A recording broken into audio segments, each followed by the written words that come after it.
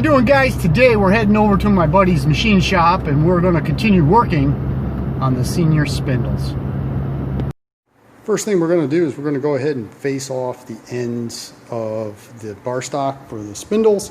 I got that one done already. Once I get that finished, the next thing we'll do is set it up in the Rockwell milling machine in order to drill for the roll pins.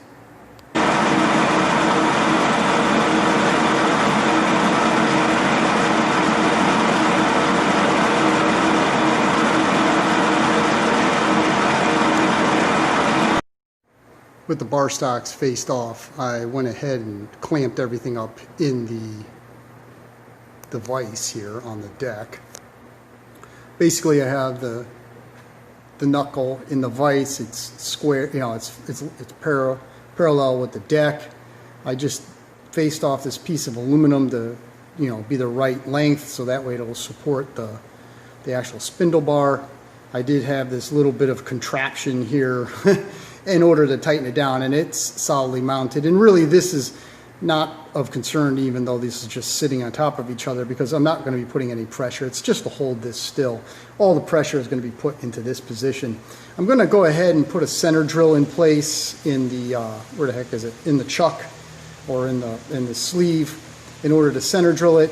And then I'll get the 5/16 drill bit, because this one is the one that's all wobbled out. I'll do the 5/16 drill bit, drill all the way through everything, and then we'll be all set for the roll pin. So I went ahead and center drilled the bar stock. I've got it set up for a 5/16 drill bit here. I'm going to drill it all the way through the knuckle, through the bar stock, all the way straight through, so that way I can use a 5/16 roll pin instead of a 1/4" roll pin. And as I indicated in my prior videos, and that's because this hole's all wobbled out and somebody shoved a 1/4 bolt in there originally, and that's just, you know, obviously it's not tight like a roll pin, so it just beat the crud out of the knuckle itself. So with this, we'll make it all new. We'll upgrade to a 5/16 roll pin, and this should be a done deal.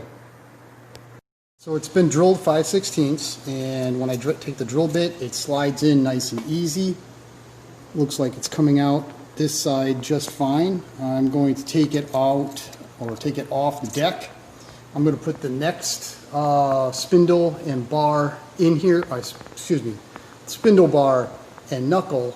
I'll put that in this makeshift setup, drill it 5/16, and we should be all set there. Back from the shop, we're here in the garage, and I'm starting to set up the jig in order to tack weld the spindles back together. Now I set the angle using an old spindle, so basically the lower portion, the bar that we just machined. I oriented it in such a way that the cotter pin will be straight or parallel with the ground. Moved it right to the edge, just like the original. When we take a look at the original here, we can see that. Next thing to do was to set the angle of the steering knuckle, I guess you would call it. It was 67 degrees, or the way I calculated was about 65 to 67 degrees, you know, to the lower portion of the spindle. So I basically just took my protractor, set a tape line to 67 degrees, and then, you know, I'm basically eyeballing it.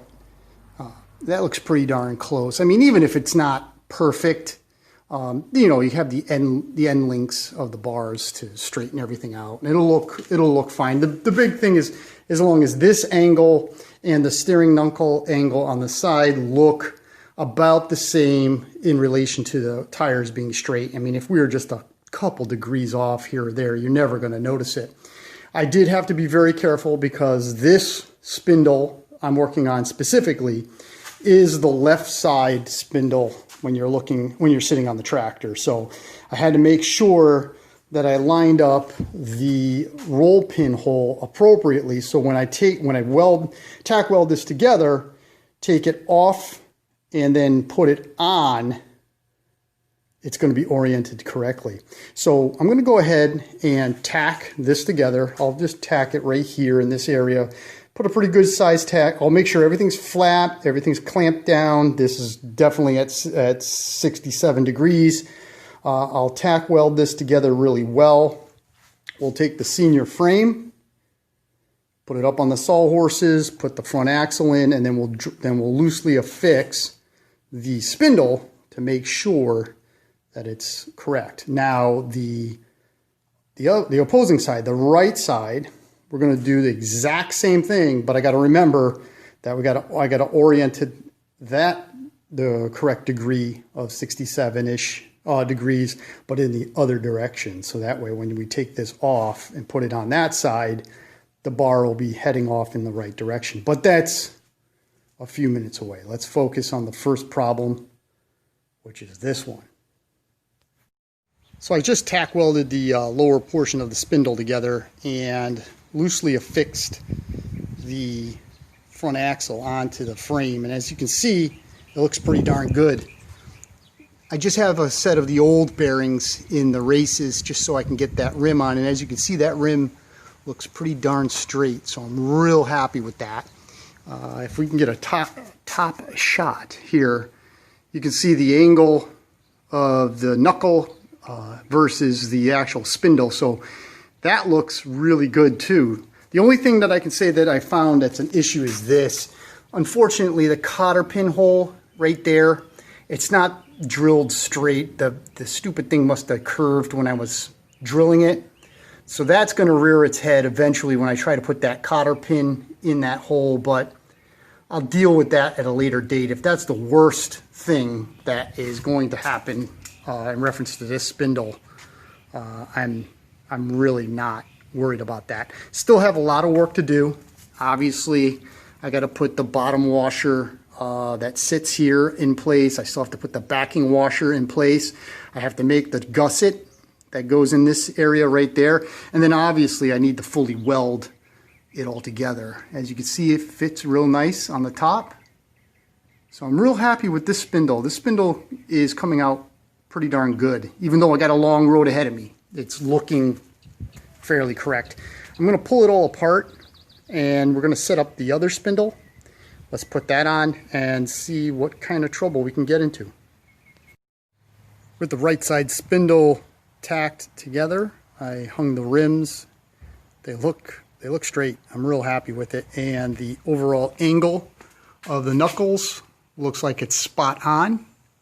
So I'm real happy with that. I do have that little block of wood in it just to keep it from the axle from tipping. But overall, I am pretty happy with the way this looks. Now, granted, I got to still put the washers, the backing washers in. I'll be doing that in just a second, but I just wanted to get it all together so I could take a look and see how this is all laying out. And I am very happy at what I see.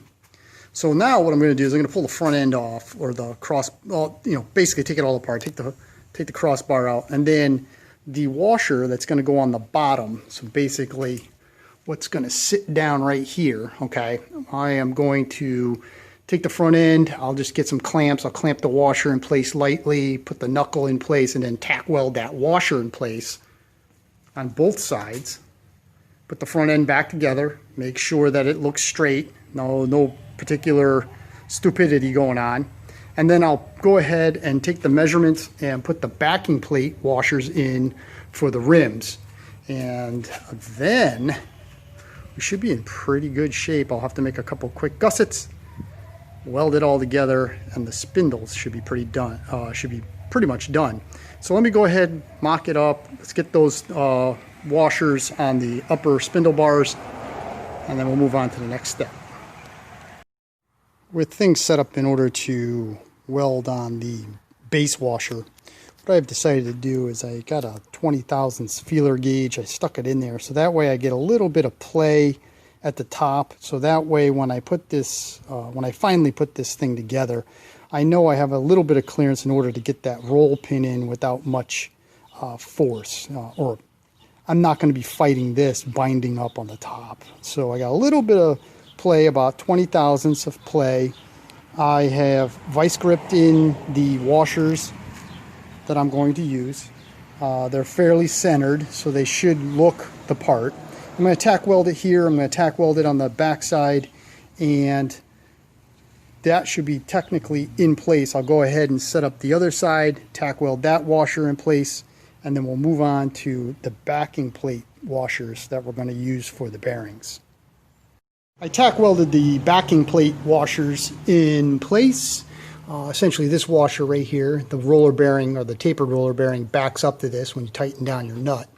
Essentially I just took a measurement like this and then just transposed it to the new spindle essentially the same way. I used my angle magnets just to hold it in place so I could just go ahead and tack weld that in.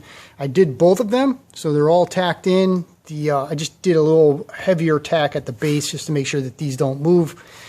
Next is to just go through my extra bar stock that I have over there underneath my workbench and find appropriate thickness bar stock, or it's not bar stock, flat bar, in order to make this gusset. And I'll take some measurements. We'll cut the metal for the gussets. I'll tack weld those into place, and essentially, except for final welding or burning everything in real good, the spindles will be made. And there we go. I got the gussets tack welded in. So I'm real happy with this. This actually came out pretty good. I am highly impressed with myself. So with that being said, next is just to go ahead and finish weld up everything. I will take these and I'll sandblast. I'll basically sandblast this area after I've welded everything together. And then with that, the next thing I need to do is clean all this up. And I'm going to do a little body work on it just to fill all the pits in on the tops of the knuckles, the arms. So that way it all looks fairly smooth. And then I'll Rudy primer it so it'll have a nice, brown color, so to speak. It won't match the patinaed frame as good as I want, but it'll be really close, or close enough. And then I can just weld the wheels, and this thing, the front end that is all set to go. All right, guys, thank you very much for watching. Thank you for your interest. Please like, share, and subscribe. Tell a friend if you like the show. Somebody like myself who's crazy enough to do this. Hopefully they'll find it interesting also. And you have a great day. Thanks.